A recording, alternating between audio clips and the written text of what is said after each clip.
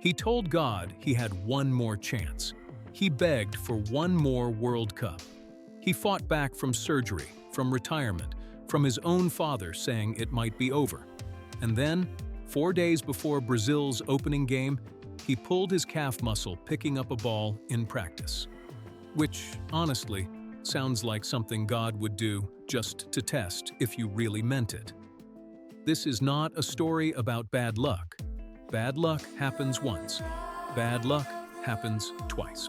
What has happened to Neymar Junior over the last 12 years, 4 major injuries, 3 World Cups where something broke, starts to feel less like misfortune and more like a message.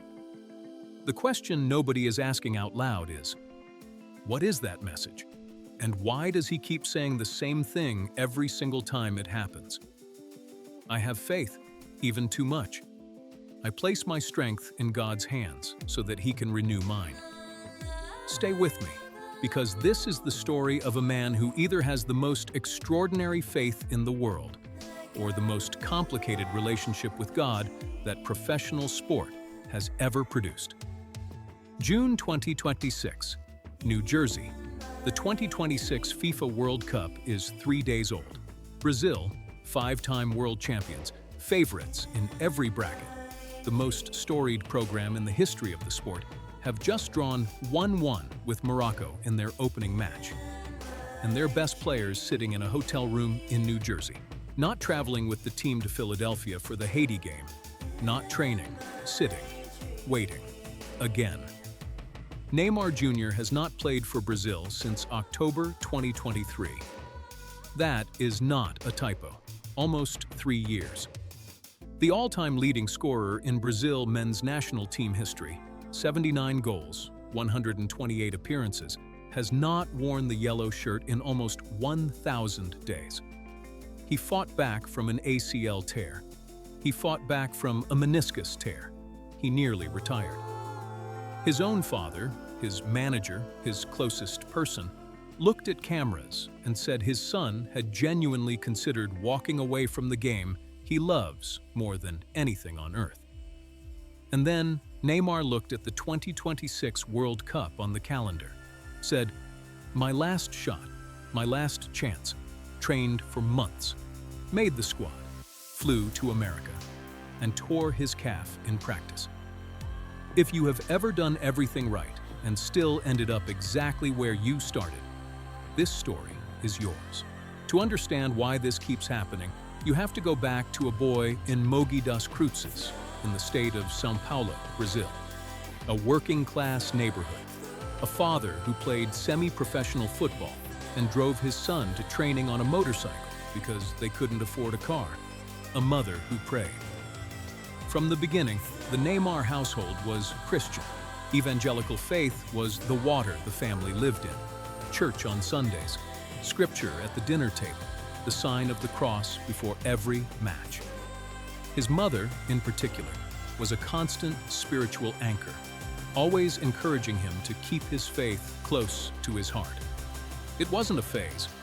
It wasn't inherited tradition he would shed when fame arrived. It became, if anything, louder as the stakes got higher. At Santos Football Club, by his mid-teens, Neymar was already the most talked-about young talent in South America.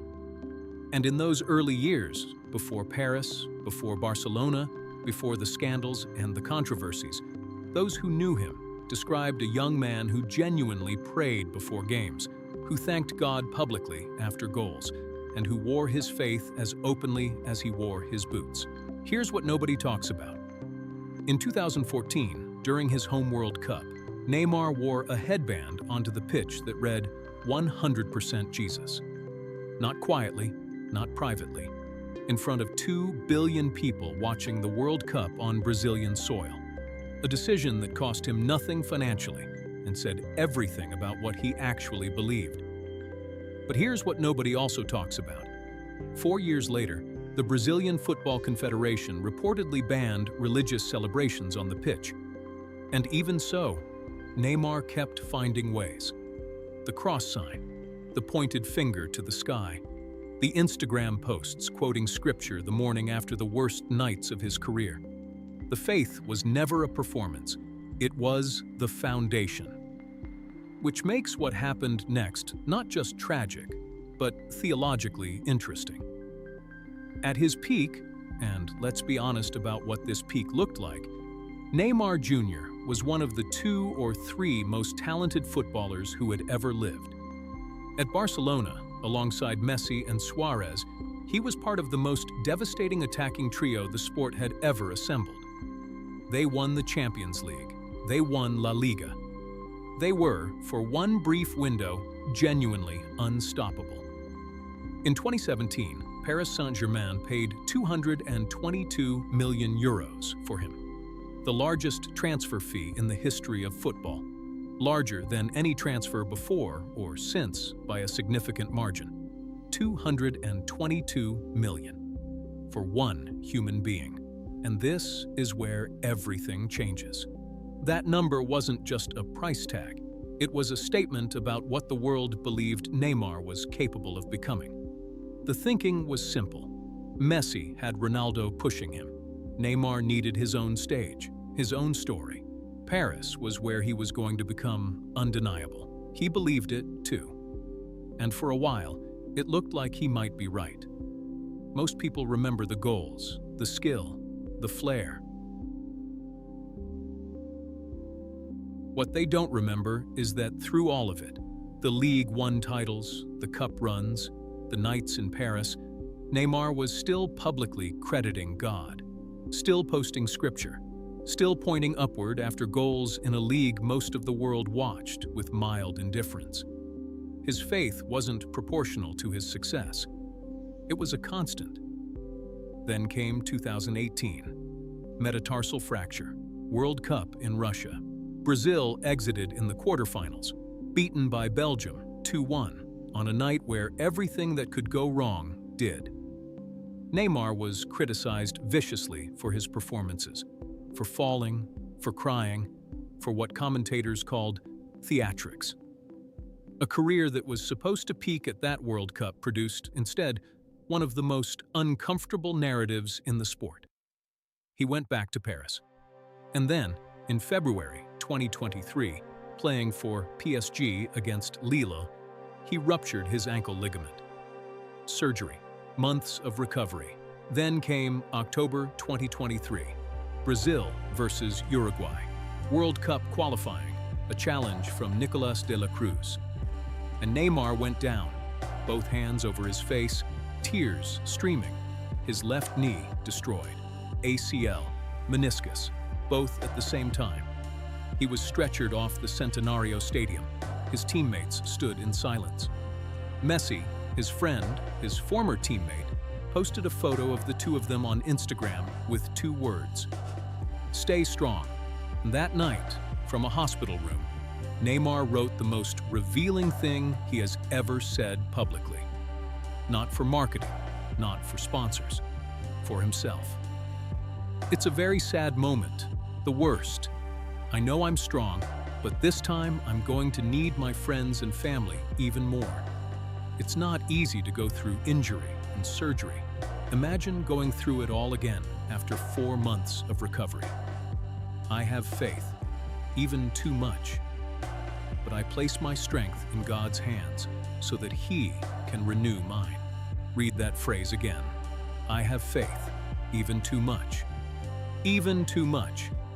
That is not the language of a man performing for cameras.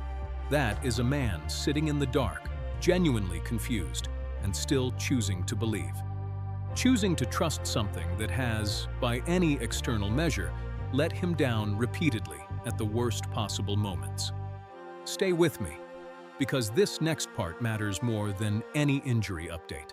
In January 2026, Neymar's father, his manager, his closest person, made a public statement that almost nobody talked about enough.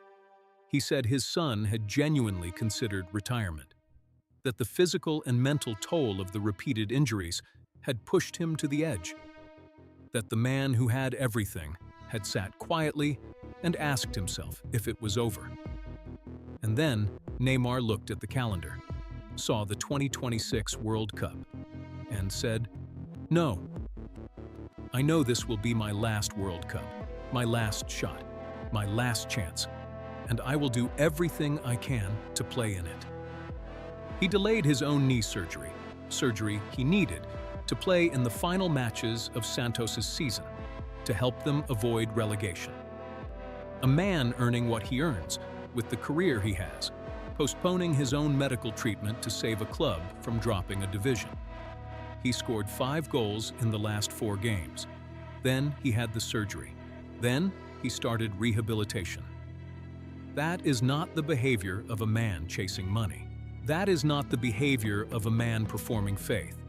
That is the behavior of someone who genuinely believes his gift was given to him to be used, and that walking away before it's finished would be a kind of betrayal, which, if you think about it, sounds almost word for word like what Ronaldo said about himself, which, if you think further about it, is either the most extraordinary spiritual parallel in modern sport, or proof that the greatest athletes all arrive at the same place eventually.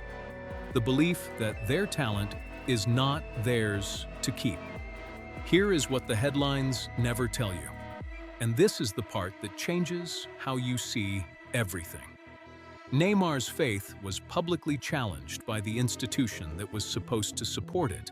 When he was at PSG, reports emerged of a contract clause that reportedly required him to refrain from political or religious propaganda that could damage the image and unity of the club.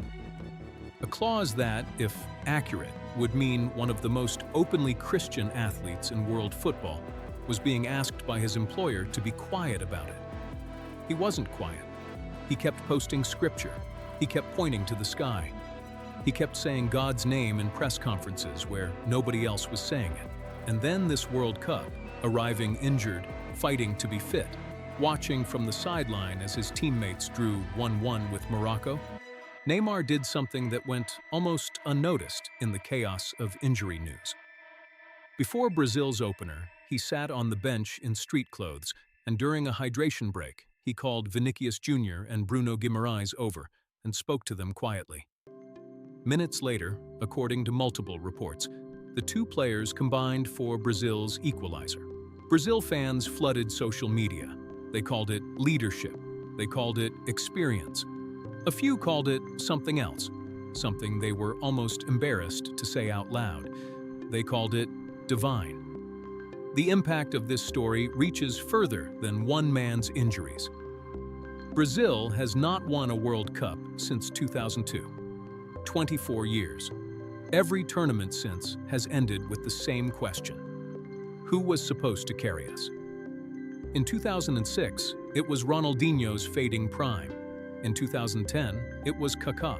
In 2014, it was Neymar, until his back broke in the quarterfinals and the team collapsed without him, losing 7-1 to Germany on home soil in what remains the most shocking result in World Cup history. In 2018, it was supposed to be Neymar again. In 2022, it was Neymar again, until they lost on penalties to Croatia and he sat on the pitch alone in the dark, inconsolable, for what felt like an hour.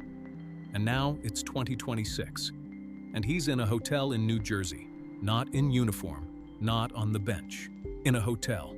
Mbappé is on the pitch. Vinicius is on the pitch. Rodrigo is on the pitch. Rafinha is on the pitch.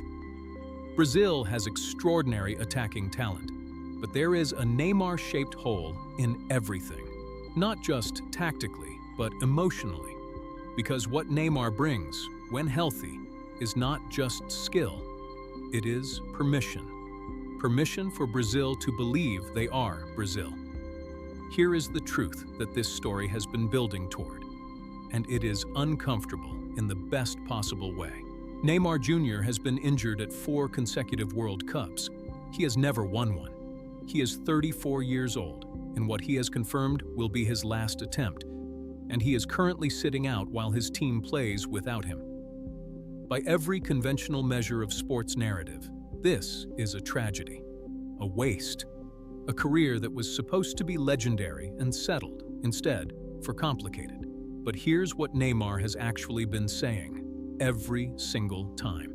Since the moment the ACL tore in Montevideo in 2023, since the ankle in Paris, since the back in Brazil in 2014, since every moment on the floor that was supposed to end him, I have faith, even too much.